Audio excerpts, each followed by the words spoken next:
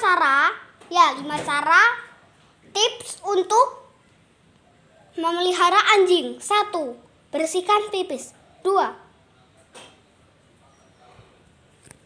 Ya, kalian bisa lihat sendiri lah. Berikan kandang. 3. Kasih makan. 4. Bermain dengannya. Dan 5, terakhir adalah membersihkan ee-nya. Itu tips-tips yang kalian biasanya biar ya itu lebih penting. Tapi juga masih ada beberapa yang lain. Jadi nanti aku akan bahas di video selanjutnya yang tips-tips anjing part 2. Oke? Silahkan menyaksikan atau tunggu di part 2 untuk tips-tips ini. Oke?